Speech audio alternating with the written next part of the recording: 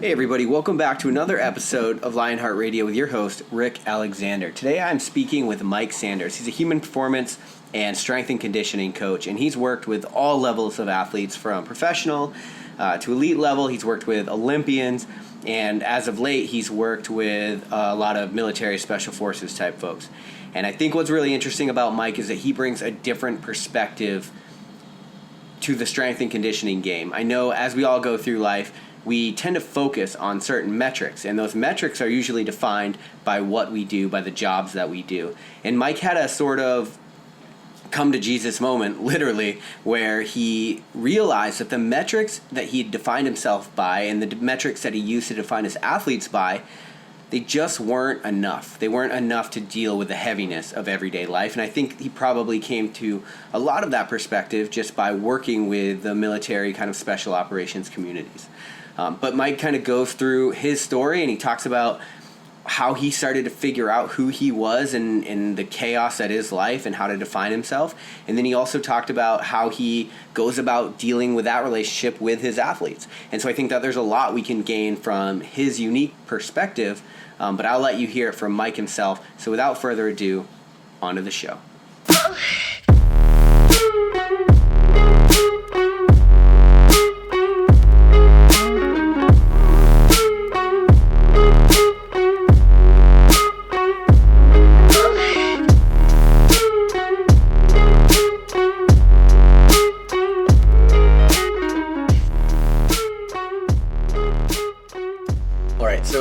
Actually kind of came across my desk or into my life at a really interesting time, because I'm writing a book about this idea about trying to find yourself and trying to figure out who you are in this sort of world of chaos that we live in. And what's been cool is in that process, I've sort of talked to a whole bunch of people that have their own way of going about doing that. And that's been a really interesting thing for me, because I think that is a deeply personal journey. And so I think that there are approaches that'll work for some people and maybe not in others. And in our pre-interview, you and I were talking a little bit about your background and what you had done and sort of some of the conclusions that you came to. So what I'd like to do is try to rehash a lot of that for our guests today to see if that might be something that they could also draw from. Does that make sense? Gotcha. Yes, sir. All right, cool. So we want to maybe start from the beginning. I know you got 20 plus years as a strength coach, and maybe kind of set the scene on where your background is with that stuff too.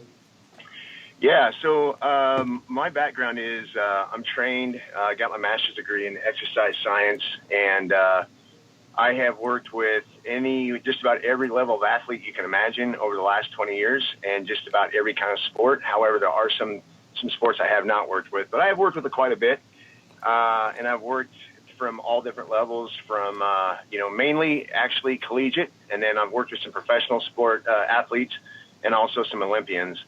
And during that time, I've definitely, my approach on what it is and what are the important parts of taking care of and training someone in those environments, it has changed quite a bit. And then clear back in about, I guess, 2010, I left the athletic world and came into working in special operations and doing the same thing that I was doing back in the the world of athletics, and doing that now in the special operations community. And with that being said, the one thing that always drives me is I have this awful curiosity for what is the human being capable of.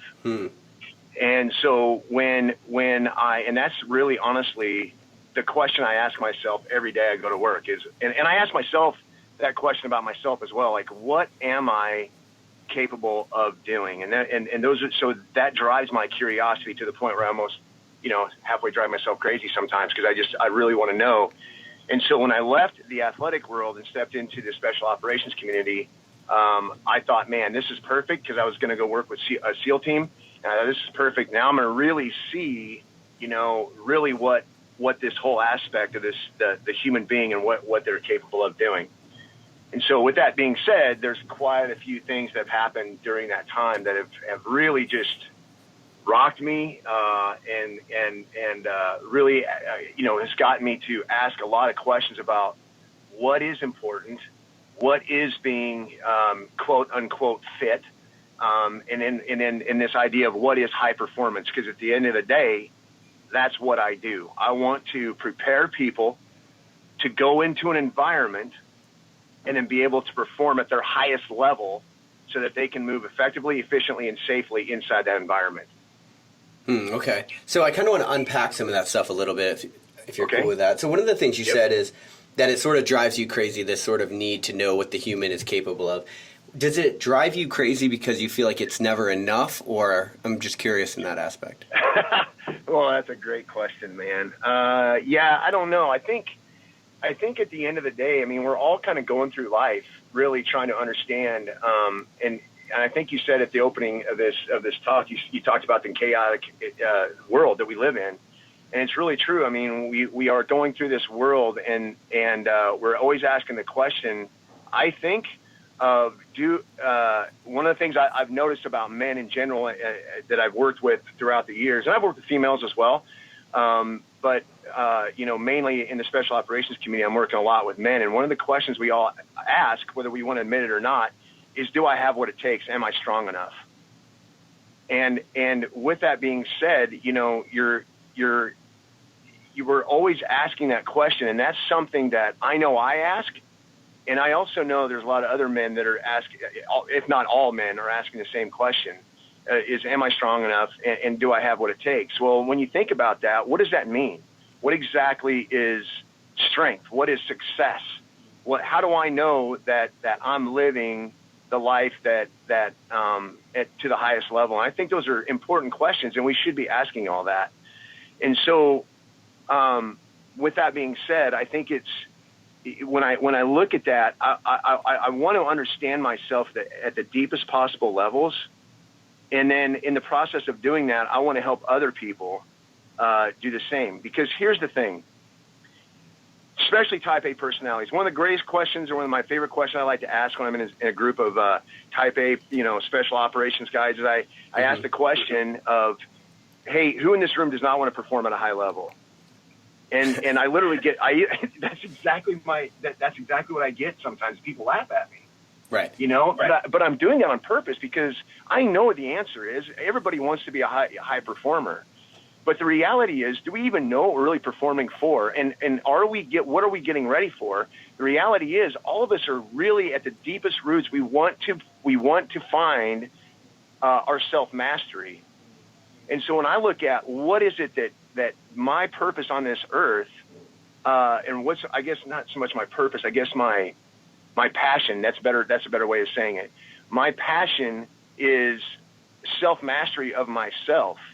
And the way I look at it now, and things that have happened to me and some events that have happened in the military since I've been working in this in the last, whatever it's been, 7-8 years, is that passion of self-mastery for myself, which used to be kind of like for me, has changed because of things that have happened and I've seen, where I want to take that self-mastery and I want to give it away to other people.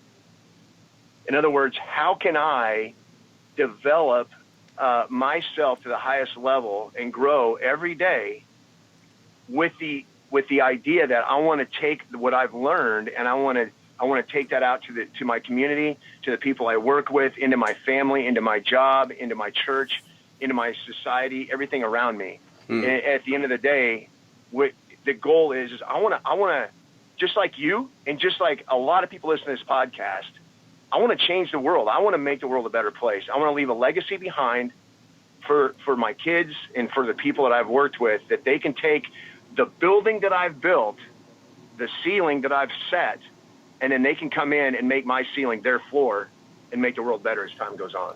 So it sounds like you are like very crystal clear on your passion, your purpose, the things that are sort of motivating you to live this life and to keep pushing on into new frontiers. And we'll get into what some of those new frontiers are a little bit later. But I guess when you work with some of these elite populations and you bring some of these esoteric notions to them, are you finding resistance? Because, I personally come from a special operations community, and I know that it's not always the most open group of humans. Yeah, right. Yes.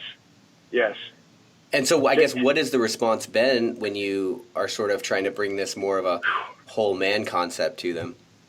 Yeah. So I hope I don't. I'm gonna give you a story real quick, and I hope I don't upset people that are listening to this, because I do have. Listen, I just want to use this as a kind of a caveat before I get started here. Perfect. I respect so much what our military does for us. I've been around, I've been around for a long time doing this, and been around SEALs and Green Berets, and I've been around, all kinds of different, SWIC. I've been around all kinds of different people, and I can't tell you how important it is, and how much value I put to it. But here's the thing that's very interesting. And I know that some people would say, it's not true, but it really is. So, taking some steps back, I was meeting with a guy one day, and he was telling us a story. And I was in a room full of a bunch of civilians, and this guy was an operator that had been around the block more than once. And we were sitting in this room, and there was a bunch of civilians in the room. Now, I'm a civilian as well. I've never been in the military, by the way. I'm a civilian as well. But I've been around it long enough that I understand the lingo. I've heard kind of the shocking statements that can come out of guys' mouths about where they think they've done. Yeah. And it's just kind of, I'm used to it. But in this room was a whole bunch of really intelligent PhD people that were talking, genome researchers, DNA people. And there was a guy sitting in the room that was trying to explain the personality of him and his brethren, and the people that are in this community. Interesting. And I just remember him saying, he says, and I don't know how open I can say, how I can be on speaking to you and as this goes out, but whatever you want, man. This isn't CNN. Okay. He says to me, or he's not to me, he says to the group, he says, listen, we're all really intelligent people, and if we were in a different walk of life, we might be CEOs or whatever it is, doing, running businesses or what, leaders in big corporations or whatever it might be. And this is the shocking statement that some of these guys like to say, is like, but I wouldn't be able to shoot people for in that environment, right? Right. Now, that's shocking to a lot of people, but the reality is, guys, this is what they do. This is what these guys are called to do, and there is a price that is paid when you send people into those environments. Anyway, that's a side note. Then he started talking about, and he goes, plus we're very competitive, and this is the point I want to get to. He says, we're very competitive. He said, for example, back in the day, we were all working out, and my team sergeant, and we were doing a deadlift workout, and somebody threw out the challenge of who can deadlift the most on this team. So he says, so I went over and I deadlifted 700 pounds, which, by the way, the strength coach in me said, I'd have to see that to believe it, but that's beside the point. Yeah. He said, I just deadlifted 700 pounds.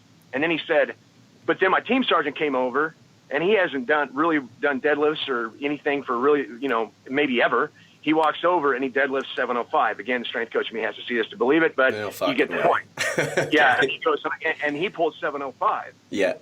And so everybody in the room, all these civilians, are like, oh my goodness. Anyway, I grabbed this guy later on. I walked up to him. I said, hey, can I tell you something? And he goes, yeah. And I said, with all due respect, do you know the reason why your team sergeant was able to pull more that day than you were? And he goes, yeah, because he was stronger. I said, no, that's not what it is. You know what the number one reason, the driving factor behind it was? He said, what was it? I said, fear. And he looked at me, he's like, what do you mean by that? And I said, he was scared somewhere deep inside him that he was less of a man than you were. And that was the driving force behind what he did. So when we get, there's this thing when I get in and I speak to these hardcore men who have been taught, all these cool sayings, like you go, embrace the suck, and the only easy day was yesterday, and all these really cool things that kind of help drive on and make people work hard and all this. The reality is that they're brought up in that system. And so that's good because they're taught, listen, you're a man and you can fight on and nothing's going to stop you. But the reality is that that's not true. So there's a level of when they have to surrender, when they have to listen, I don't know everything. Sometimes they don't like us getting in that world because they have to kind of show surrender. Mm-hmm. Well, so what do you make of that then? Because, somebody listening to this, it's like, okay, so if this guy's driven by fear, but he deadlifts 705 notionally, then then why? What does it matter what the driver is, I guess? Does it matter if you're using hate or fear or some of these more negative drivers? Because at the end of the day, if you're getting the job done, most would say, then that's enough. Yeah, that's a great question. Here's what I would say about that is, and I've actually, man, trust me, I've asked that question myself over and over and over again to, it's like this. Back in the day in strength conditioning, we used to talk, the big thing was we were talking about energy leaks and muscle imbalances and all this kind of stuff. Yeah. And one of the questions that came up at that point was, okay, so you got Tiger Woods. Okay, Tiger Woods, obviously, I guess he's right-handed. I don't know for sure. But everything he does goes from swinging back to, swinging or using right-handed techniques. And so that means that more than likely he's going to have some areas of his body on his that are imbalanced because of the same thing he does it all over and over and over again. Mm-hmm. But then the question back then was, do we fix guys like that, or do we just leave them alone because we want them to be able to compete at a high level?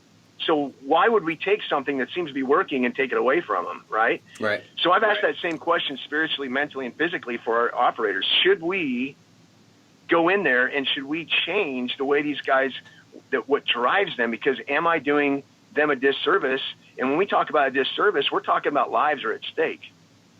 But here's what I'm getting at more and more as time goes on. Listen, we're fighting a war right now that is never been, we don't know the cost of what's happening. When I say we don't know the cost, there's an emotional, there's a spiritual, physical drain, which, by the way, research, and we can get into that later if we have time, but there's research that shows that if you're not physically, spiritually, and mentally squared away, then you are not going to, then you're going to start falling.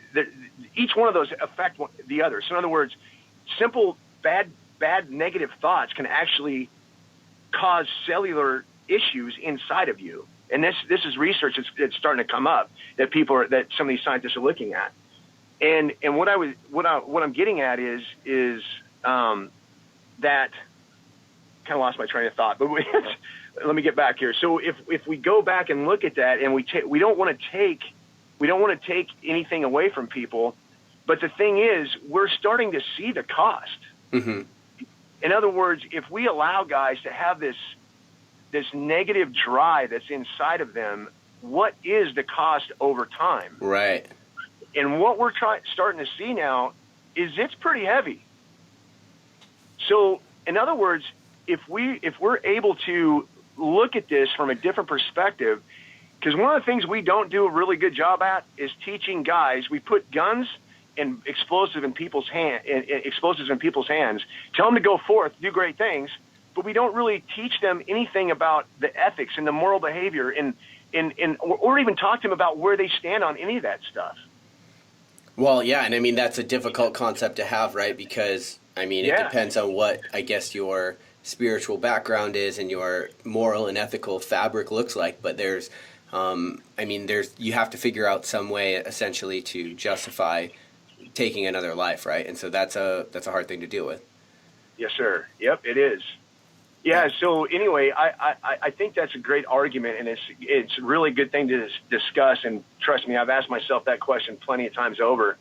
But what we're seeing right now is, we talk about the issues with post-traumatic stress disorder and moral injury and everything that's going on with our military right now. And I've heard people in certain communities in the special operations community say, it seems that our special operations guys are handling combat better than maybe some of our people that aren't in special operations. Yeah, and I say, and my question is, are they? Or are they just doing a better job of compartmentalizing it? I like functioning, essentially. Yeah, and functioning with it. Right. Because here's the thing. All you guys are awesome at functioning at work. Yeah, right. Yeah, and I think that's probably some of the long-term stuff that's starting to come out. I mean, you're starting to hear about, all kinds of crazy stuff. More drug abuse, people are just, they're dealing with shit, and they're still, at some point, it's like a release valve, right? At some point, that stuff's got to come out in some way. Yeah, and that's another good thing to bring up. So, I think it's important. I'm really doing a lot of research and looking into this concept of identity, and you know, and man, the reason why I'm interested in it, because I'll just embarrass myself a little bit here really quick. If I would have met you, 10 years ago, not even that probably, but let's just say 10 years ago, I would have met you and said, hey, what's your name? I'm Rick. Okay, cool. My name is Mike. And then I would ask you, what do you do for a living? Mm-hmm. And the actual reason why I was asking you what you did for a living is because I was hoping you would ask me what I did for a living. And the reason why is because I wanted you to know my identity. See, I thought that I was a strength and conditioning coach that trained collegiate, Olympic, and professional sports. And so I thought, yeah, that's me. That's who I am. But the reality is that's not who I am. That's just what I do for a living. That's just a title. So when I meet a lot of special operations guys, a lot of them have a tendency to look at themselves and go, hey, I'm a Green Beret. I'm a SEAL. I'm a switch operator. But the reality is that's not who you are. So what you end up doing is many times we find that identity in what we do for a living. And then when you get hurt or that's questioned or something happens there, then suddenly purpose starts falling away. Because wait a minute, hold on. If like, for example, if we have a guy that we've been working with that lost his arm, and when he lost his arm, it was almost like what happened there was he was losing part of his identity when that arm went away, because the question was, can I still be a Green Beret? Can I still be who I am? Right? Yeah. And we all do that. I think I'm almost sure almost all type A personalities try to find their identity through what they do for a living. Well, the problem is you're not going to find the answers to who you are. You're going to find character. You're going to find what makes you tick and things like that. But it's really not who you are. And so what ends up happening is if you don't really know who you are, you can lose your sense of purpose.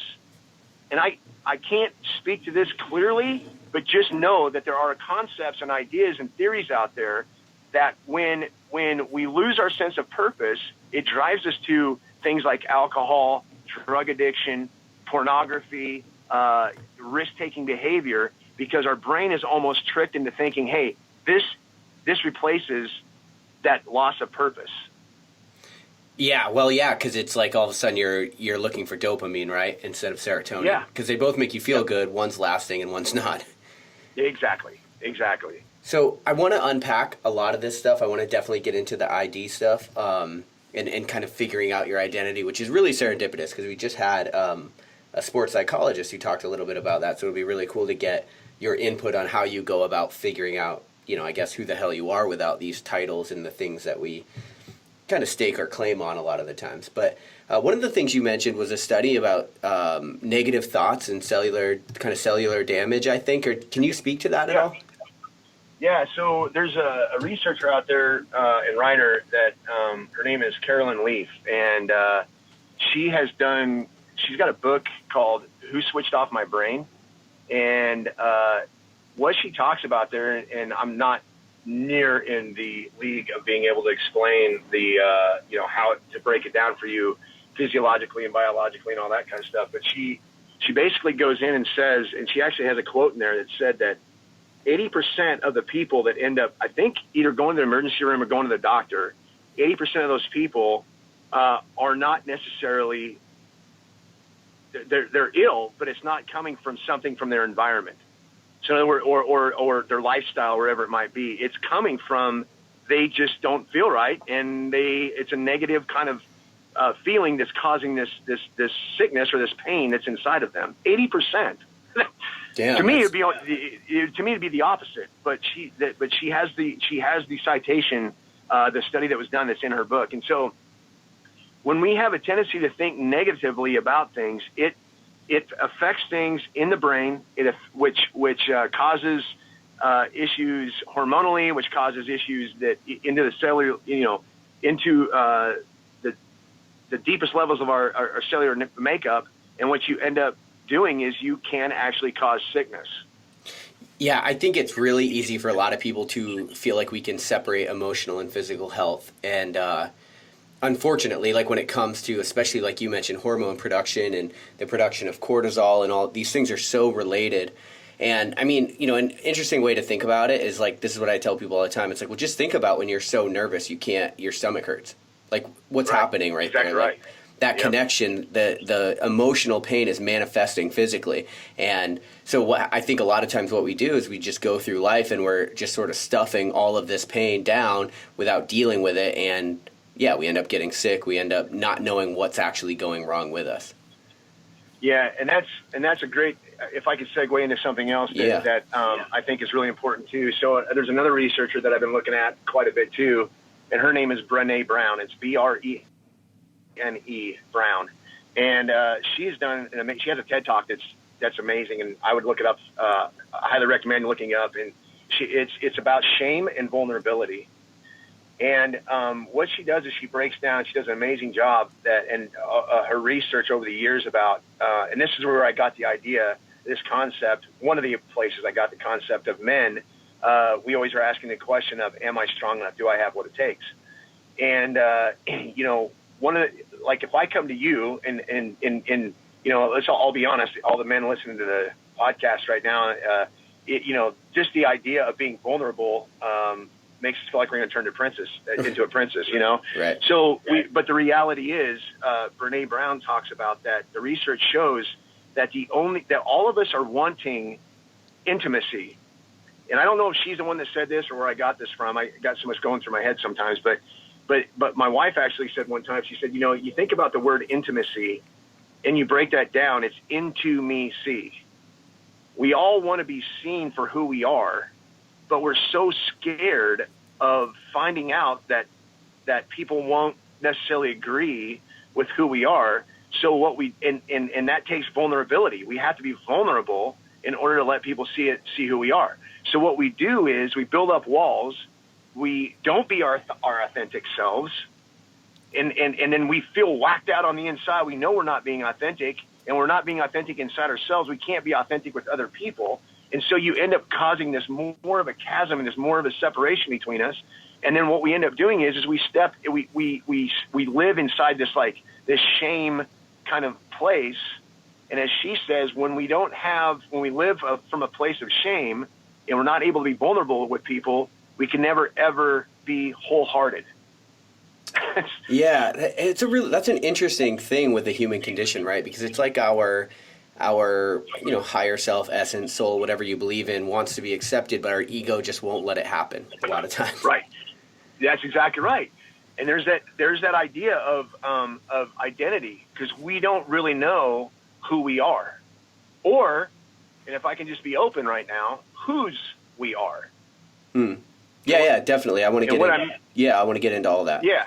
Do you think? Yeah. When you were working with elite athletes in that population, the Olympic athletes, pro athletes, whatever, was there less, I'm wondering what brought this about. So is there less of a need for this whole person concept when you're working with them, because it was more like, hey, the metrics, the weight on the bar, the score, whatever the athlete's looking for, there's very defined metrics that matter. And then when you get into the military populations, then the metrics more like coming home alive and dealing with PTSD. I'm wondering what caused this sort of dichotomy in your thinking of okay, it can't be just about these physical metrics.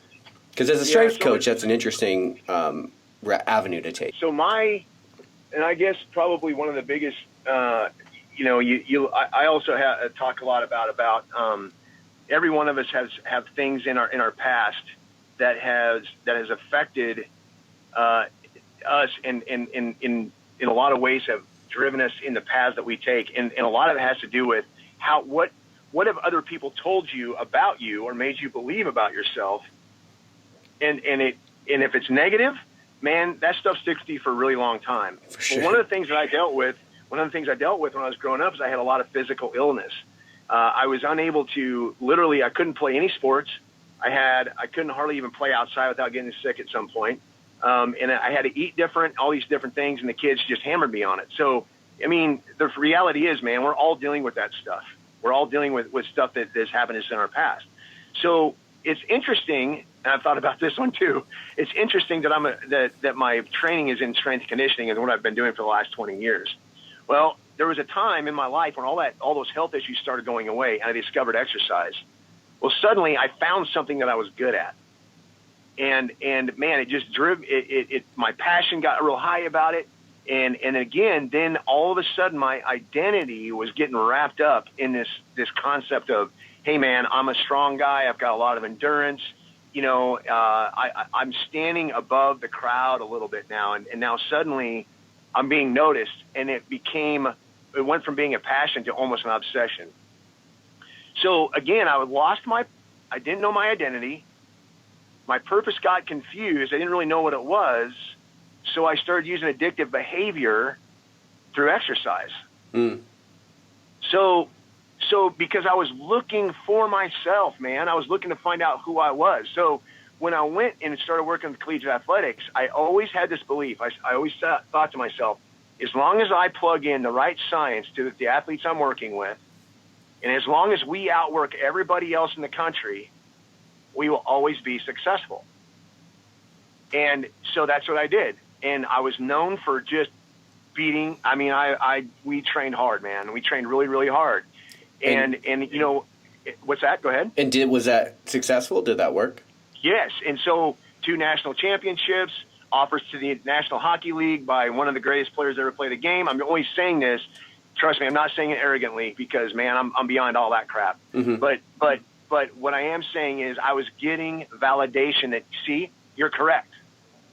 All we got to do is this, and we're going to win games. Well, fast forward, I end up completely burning myself out in the collegiate level because I was, again, trying to find myself and wasn't finding it. So every time I'd get a big win, I would think, oh, there's the answer. Now I'm finally going to figure out why I exist. But the rings weren't helping. Right. In fact, they were even in some ways making it worse. So I would push harder. Well, anyway, I burned myself out, was done with college athletics. In fact, got to a point where I thought, man, I don't even know if I want to be a strength coach anymore. And that's when I was able to get a job with the SEAL teams. Well, in a very short period of time working with them, as I've said, a strength conditioning coach's goal is to help people move effectively, efficiently, and safely throughout their environment. And so I always want men the guys I work with, to win championships in the college setting.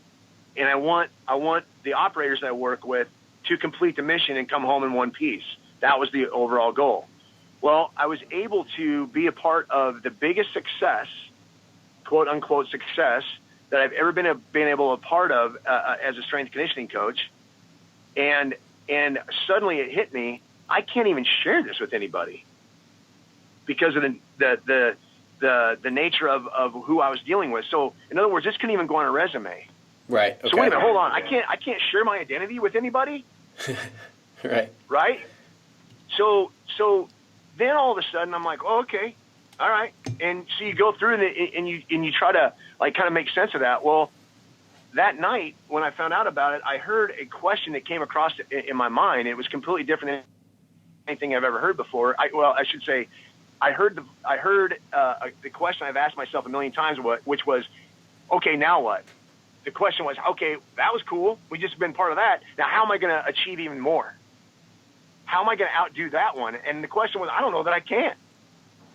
And by the way, I can't share with anybody. So fast forward a couple months later, I'm working with a group of guys that I had been doing the same thing, plugging in the same science. We're going to outwork everybody, and I'm going to give these guys the tools they need to take on all the bad guys and be able to come home safely, effectively, and efficiently. And then all of a sudden, without warning, every one of them were shot out of the air. They didn't even get a chance to fight back. Damn. So the next question that hit me was, oh my goodness. And, I know you've been through it too. And all those questions that start hitting you, and then you start like, you don't believe it. And then you're like, what the heck? And then you see the names, and then you realize this is real. And we're not, we're not playing around here. This is serious stuff. And then the next question I had for myself was, man, did I do everything I could for them? And the answer was, yeah, you did it physically. But did you do everything for them spiritually and mentally? Did you take the time that you had with them to help them find self-mastery for being a human being, not for just being a frog, for being a seal, but did you help them for self-mastery? And the answer I had for myself was I don't know that I did. And then suddenly I felt my identity and my purpose and what drove me was absolutely exposed. And then I started questioning, do I even know who I am? Right. And I think that's interesting because sometimes I think we find ourselves in these moments, and then the questions that we ask ourselves, they end up being our way out or not, right? Whether we ask her, it's an easy way to end up in nihilism, I think, from that point, right? Especially if you don't have a really strong, firm like footing in who you are, which it sounds like at that point you still really hadn't yet. And so, I think that kind of probably just speaks more to your character than anything. But I've seen many times people go through really, really tough shit in life, and they don't get stronger or better or come out more purpose-driven because of it. They go the other route, right? And then they find that point where they don't know what the fuck the point of all of it is. That's exactly right. Yep. And so, all right, so then at this point, you start asking yourself these questions, the like, who even am I kind of questions, and then how do you start figuring that? How do you start wading through that mess? Yeah, so that's great. So then I started I really went on this kind of journaling, kind of like searching even harder than ever before. I was writing down all kinds of different things about who I was, and then finally it just hit me. I'm like, listen, here's the thing. You are not a strength and conditioning coach. That's what you do for a living. You're also a husband. You are a father. You are a mentor. You are a friend. You are, I just started naming all this stuff about who I really was. And then I started looking at it. I'm like, if that's who you are, now I'm not saying that's where my identity is. I'm just saying those are roles that I have. Those are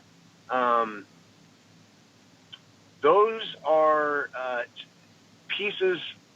That's not a good way of saying it. Those are things that I have been given, that have been entrusted in me, that I'm a steward of, to take care of. In other words, I have a responsibility to take the gifts and the talents and everything that I've been given. My life is not for me. It's not for what can I achieve. It's what can I do today to make myself better, and then go out in the world and help everybody else get better. And that should be even when I'm at the supermarket, and even the guy that cuts me off in traffic and you just want to wring his neck. I mean, at the end of the day, we don't know what that guy's dealing with. Right. And so we have been given, as the military calls it, an area of operations. Every one of us have been given, and we are the general of that area of operations. And I don't think many of us sit back and really think about that. No, I don't think so. I mean, I think a lot of us get caught up in our own shit, right? In our own head and the things that we have going wrong. And one thing that's interesting that I've been thinking about lately is you might have all kinds of stuff going wrong, but if you go out there and you actually try to change someone else's life, you're unknowingly you're giving yourself purpose. You're getting yourself sort of out of whatever it is that you're going on. And that's an interesting thing about the human psyche, right? It's like we're wired for servitude in some way, but we have this ego or this, I don't know, this propensity to avoid it for some reason. And that's a great point. So in the process of me doing this research, and I'm in the process of writing a book too, and hopefully in the next 25 years I'll have it done. I'm kidding, but it's been one of the hardest things I've ever it's awful. Hardest things I've ever done. But I actually have 7 archetypes that I have named that helps me get a better understanding of kind of I guess you would say a holistic approach to who I am, and that kind of helps me understand that stewardship role that I have. And one of those archetypes is a servant.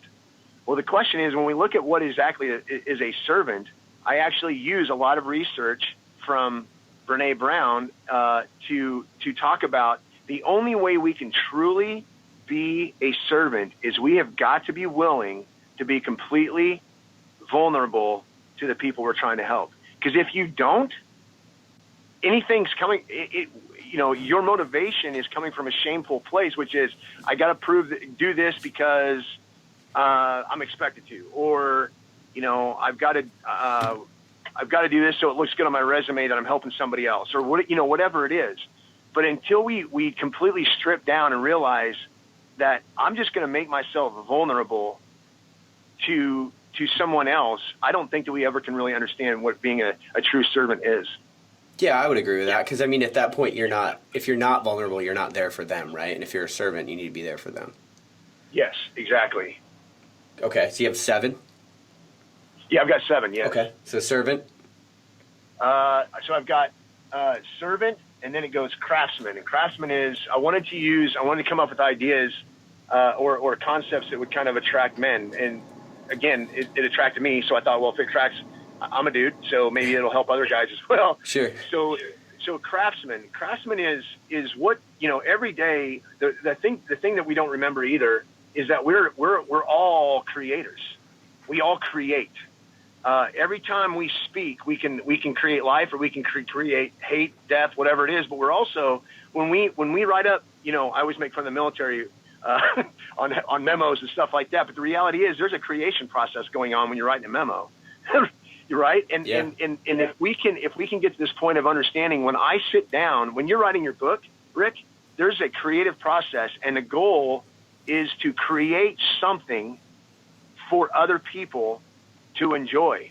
And so when I look at a painting, and I look at a painting that Michelangelo did or whatever, or a sculpture or whatever, and I look at that piece of work that they have done, there's a part of their personality that is coming out, and they want to share that with me. And when I look at it, and if I'm an art lover, I look at that and I can get something from that. And I think when we go to work every day, the goal is to create for other people something that they can go through with their lives. So in other words, when you do that, you're no longer working. Working's not supposed to be backbreaking, awful stuff. It is many times, but there's a creative process. What can I give back to other people? So that's craftsman. Okay. I'll try to make them shorter from here because we'll be here forever. So the other one is warrior. So I understand that this idea that listen, I'm not a warrior. I've never been in combat. Thank goodness. I used to think it would be a really cool thing to do. I'm not so sure anymore after watching what's happened with so many people that I work with. Mm-hmm. But at the end of the day, we should be standing up as warriors, because we are men, and there's a part of us. I mean, every one of us played guns. Every one of us picked up sticks and started chasing each other around and trying to fight. I mean, there's an aggressive part to all of us, and it's not a bad thing. We should embrace that.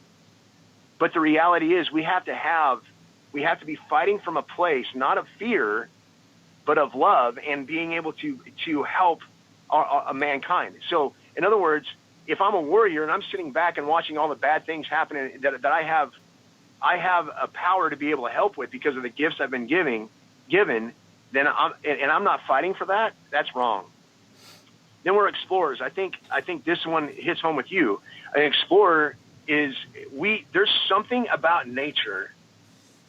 In nature that we are seeing that we want to push ourselves against.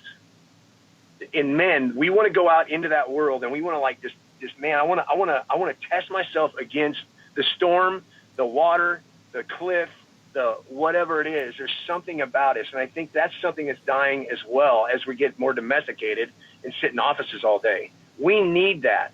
We need to be able to push ourselves against that, and I have some theories on why I think that is. And that kind of goes back to this idea of creation. We're looking for something. There's something in that creation that we see, and we're almost being called into it. So that's the explorer. So what is that? That's 4. Yeah, that's 4. Yeah. So, and then we've got leader.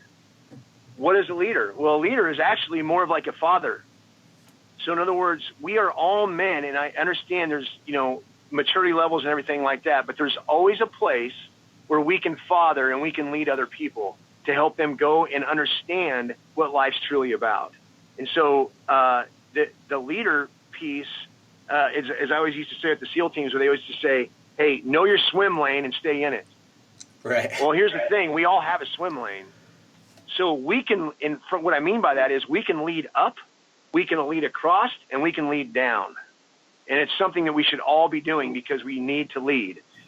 And what am I missing here? I'm trying to remember. So we've got servant, craftsman, warrior, explorer, and leader. So that's 5. Okay. And then I'm going to try to say the one of them for the end. Oh, scholar. So another thing that I think is dying in our culture is we have a tendency to, and this kind of goes with the identity piece as well, we have a tendency to stop listening to the greatest philosophers that ever lived. And instead we go and we listen to what freaking TV's telling us. Yeah. We've lost the words of the amazing words in the Bible. We don't even really understand or even think about going to those things anymore. And so I think it's important for us to always be learning more and trying to find out more so that we can use those tools and take it out into the world. And then the last piece is disciple. So what do I mean by disciple? Well, the interesting thing is if you look at the word truth in our society as human beings, we have something called truth, which means that there must be an ultimate truism somewhere that is above and beyond anything else, and we need to reach back to what that truth is. And with that being said, that's where I think we also find our identity, is we have to find out, we have to go back to the truth. What is the truth? And there seems to be one thing that seems to be the truth.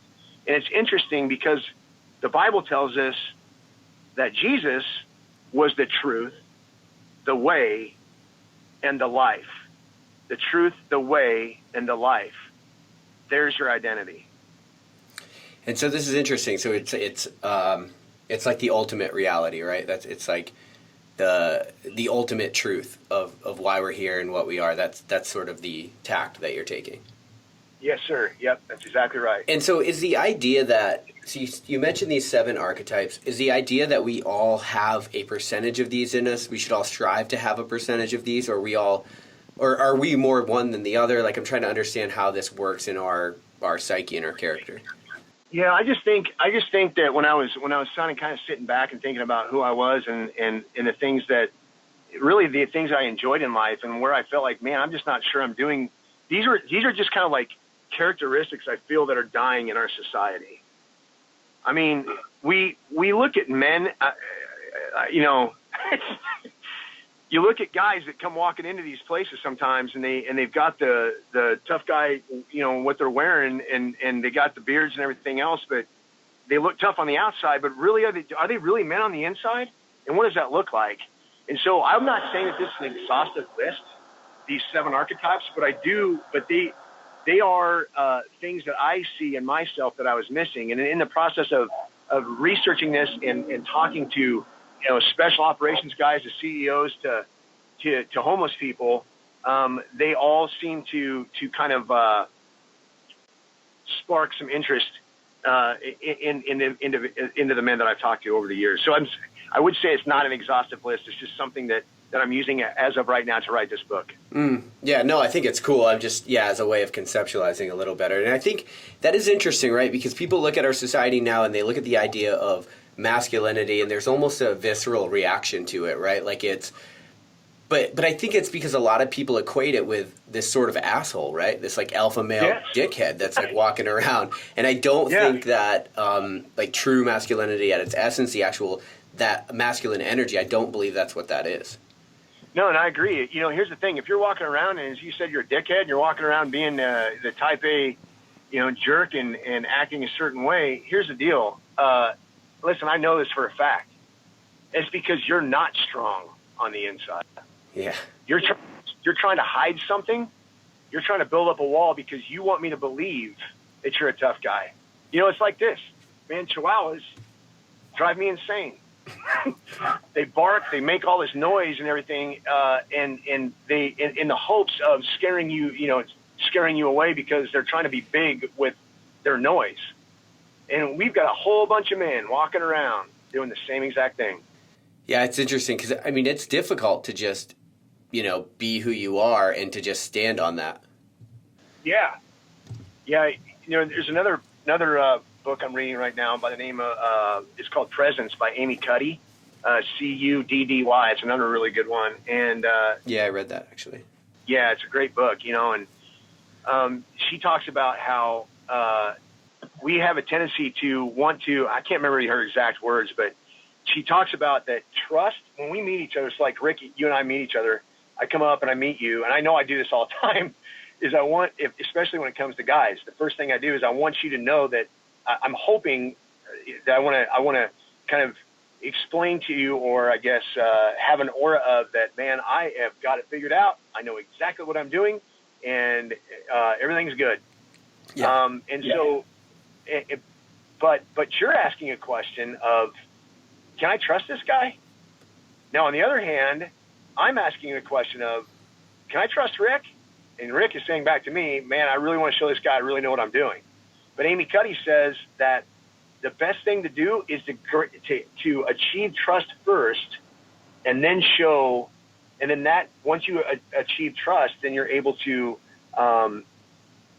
move on to the next step, which is, listen, I do have what it takes.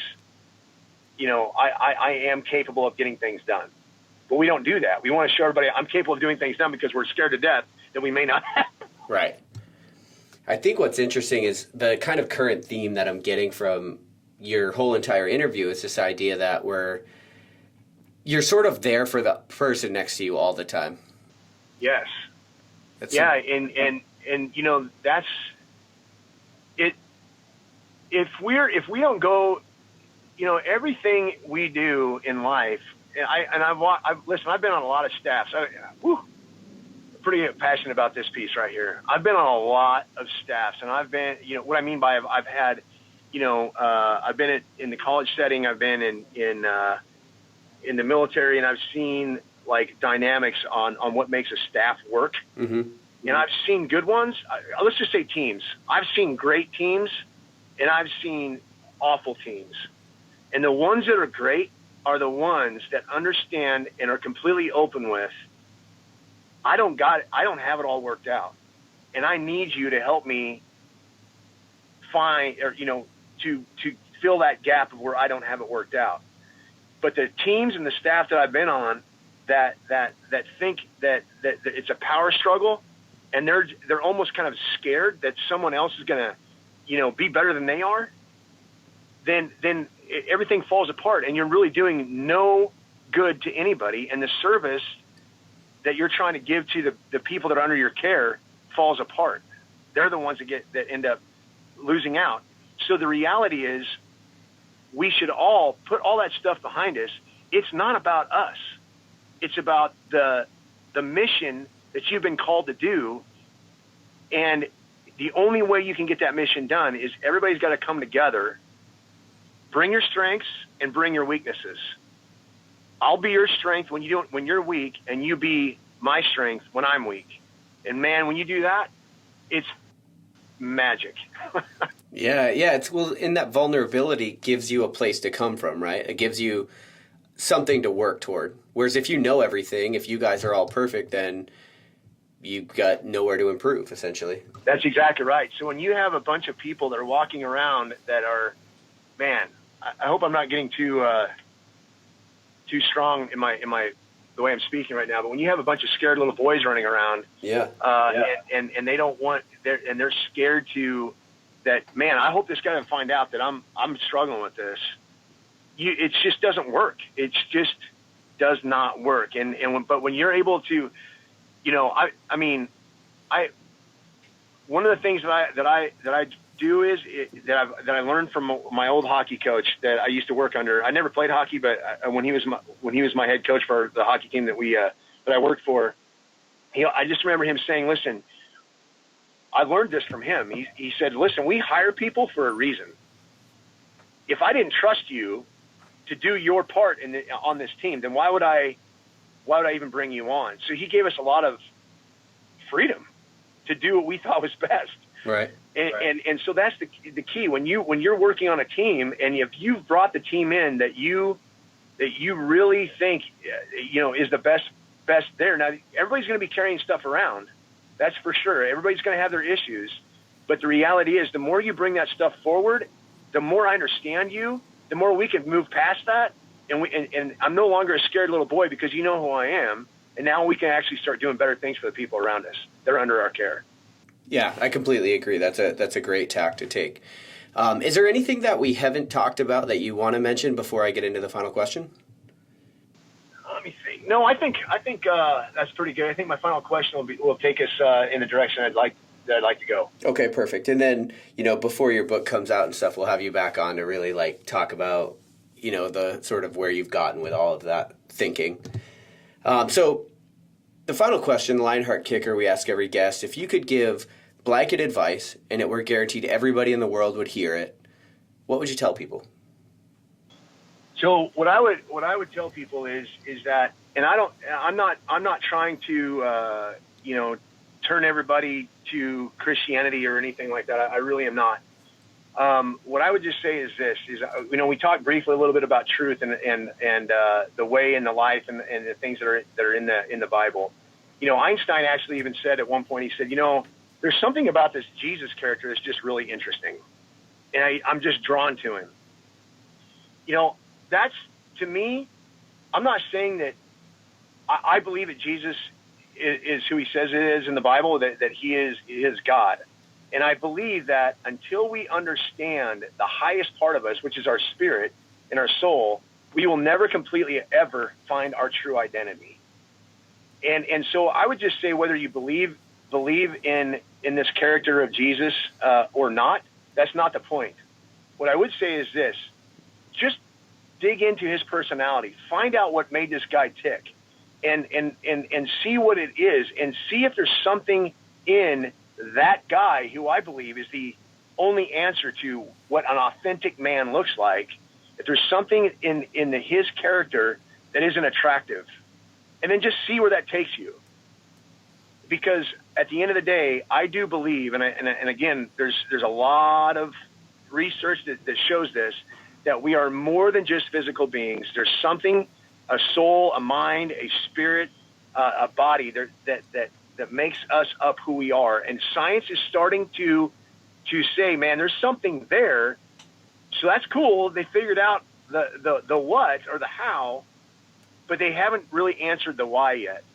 Mm-hmm. And so there it is. When you understand the why, I feel that's the only way you can find your true identity. And when you find your true identity, it's the only way you can find your true purpose. And that's why I would leave it at that. That's cool. I honestly couldn't agree more. For people that are listening to this and they want to follow along with what you're doing and support what you're doing, where's the best place for them to do that? So go to our website, which is MikeSandersHP.com, which is MikeSandersHumanPerformance.com. But again, it's break that down. It's Mike Sanders, MikeSandersHP.com. Awesome. Mike, I really appreciate you taking the time and sharing your journey with us. Awesome, Rick. Thank you so much. It was a good time. I really enjoyed this. Thanks for listening to LionHeart Radio. I hope that the information from today's show will make you fitter, happier, and healthier. For the show notes of this episode and every episode, head to www.lionheartrad.io. Yep, just like LionHeart Radio. And please, if you have the time, head over to iTunes and give us a 5-star rating. It really helps us to know that we're on the right track and delivering you reliable information and value. As always, feedback is welcomed. If you have any comments on the show or would like to suggest a guest, send me an email at rick@luavive.com. That's LUAVIVE.com. Thanks for your support, and we will see you next time. Bitch, I feel good. Don't I look stupendous? My shine is so endless, and shit you can do to end this. Even when I'm dead, niggas still gon' bump that chip shit. Coke, white, Escalade on cinches for you dipshit. So you won't forget this. Midwest nigga be the coldest. Cleveland.